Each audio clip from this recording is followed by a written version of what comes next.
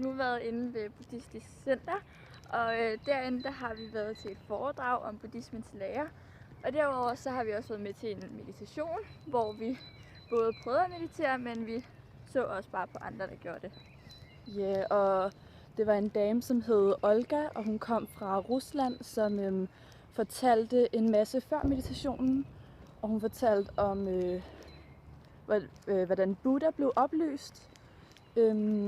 Og så at man i buddhismen mener, at man er et individ. At man ikke er et individ. Fordi at man altid er en del af noget andet. For eksempel gav hun et eksempel med, med et glas vand.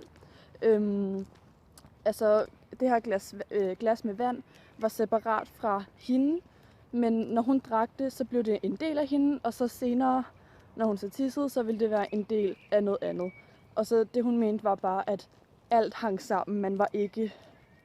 Man var ikke selvstændig på en måde. Ja, da hun så var færdig med foredraget, der overgår vi så som sagt i meditation, hvor at de både sang en sang til sidst, og det var sådan set en sang, hvor de ikke rigtig ved, hvad den betyder, men de siger en masse lyde af det for os. Og så derudover så sad Olga, hun sad og fortalte nogle ting fra en lille bog, hun havde, som de så sad og lukkede øjnene og slappede af og lyttede til. Og det var sådan meditationen foregik. Ja.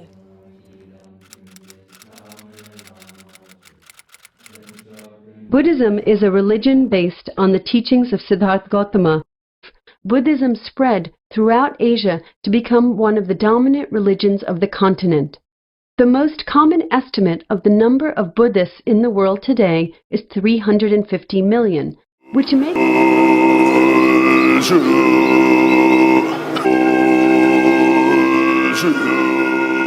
Buddhism is so different from other religions that some people question whether it is a religion at all.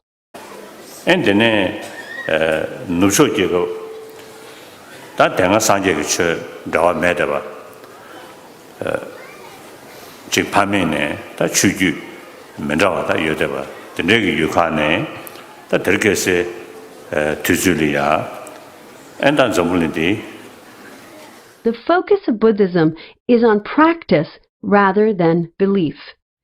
2,500 years ago, nestled in a fertile valley along the border between India and Nepal, a child was born who was to become the Buddha.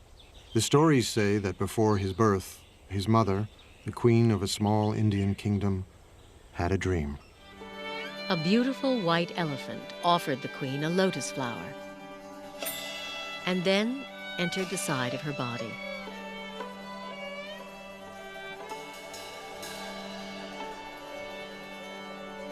When sages were asked to interpret the dream, they predicted the queen would give birth to a son, destined to become either a great ruler or a holy man.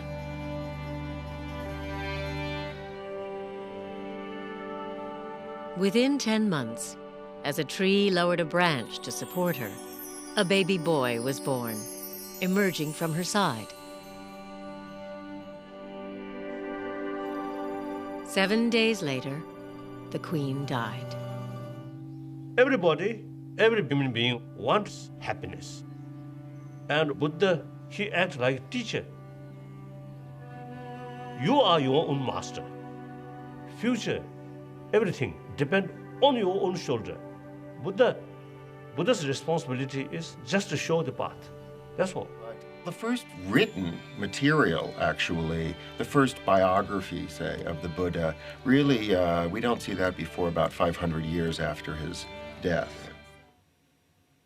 Siddhartha joined thousands of searchers like himself, renunciants, men and even a few women who had renounced the world, embracing poverty and celibacy, living on the edge, just as spiritual seekers still do in India today. Now, at this time in India, there are lots of renunciants out there. It's a flourishing renunciant tradition. There are many different people who have given everything up and practice austerities and meditate in order to escape from the cycle of death and rebirth. Suffering didn't begin at birth and finish with death. Suffering was endless. It is said that Siddhartha had lived many lives before this one. As countless animals,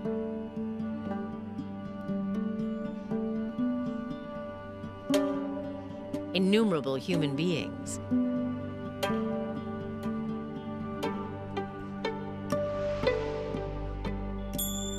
and even gods.